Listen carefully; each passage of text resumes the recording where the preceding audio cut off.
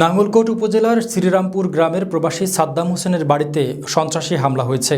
সন্ত্রাসীরা বাড়ির প্রাচীর ভেঙে ভেতরে ঢুকে সাদ্দাম হোসেন ও তার স্ত্রীকে দেশীয় ও ধারালো অস্ত্র দিয়ে আঘাত করে মারাত্মক জখম করে।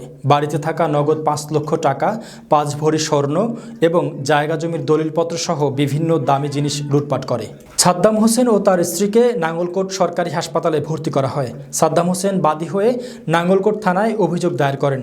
অভিযোগের ভিত্তিতে জানা যায়, জমি জমা নিয়ে পূর্ব শত্রুতার জেরে সাদ্দামের উপর সন্ত্রাসী হামলা, বাড়ি ভাঙচুর ও লুটতরাজ করে।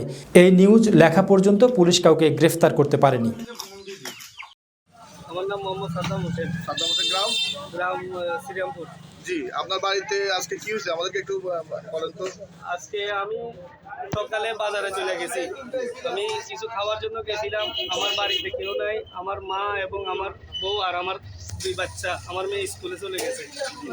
এই ফাঁকি দিয়া আমার বাজারে এসে বলে, তোর বাড়িতে তো সন্ত্রাস ঢুকছে।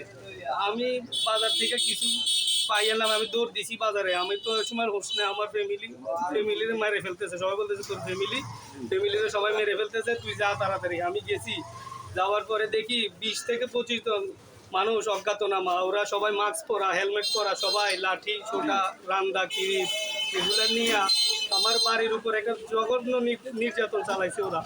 এটা গ্রামবাসীও দেখছে, আমার বাড়ির সবাই দেখছে, বাজারের মানুষও সব কিছু জানাশোনা হয়েছে। আপনারা সরজমিনে যদি দেখেন, আপনারা সবকিছু জানতে পারবেন। এটা কেন হামলা দিছে এটা আমি জানি না। এটা আপনারা তদন্ত করে বাইর করেন। এটা কি কারণে? ওদের নাম, ওরা ছিল বারিক, আব্দুল বারিকের ছেলে ছিল 3 জন, ওর নাতি ছিল একজনের নাম মাসুম, একজনের নাম লোকমান, একজনের নাম মাহফুজ, একজনের নাম পারভেজ এবং বাহিরেরও 2-3 জন মানুষ ছিল অজ্ঞাতনামা। তারা মাস্ক পরা এবং হেলমেট বাহিনী ছিল। তারা 15 থেকে 20 জন মানুষ আমার ঘর বাড়ি ভেঙে আমার ঘর থেকে 5 লক্ষ টাকা নগদে নিয়ে গেছে। এটা আমার সবাই জানে, আমার ঘরে টাকা ছিল 5 লক্ষ টাকা। আর আমার ওয়াইফের এবং আমার মেয়ের 7 ভরি স্বর্ণ আমি বিদেশ থেকে দিছি, এগুলো লুটপাট করে নিয়ে গেছে এবং আমার সব কিছু উলটপালট করে দিয়েছে। ওরা বাড়িতে আইসা ওয়াল ভেঙে ওয়ালের উপর দিয়ে সবাই লাফ দিয়ে ঢুকে গেছে সবাই, বুঝছেন? কেউ গেটের ওই সাইড দিয়ে ঢুকছে, কেউ ওয়াল দিয়ে ঢুকে। আমার বাড়িতে শুধু আমার মা আর আমার ফ্যামিলি ছিল।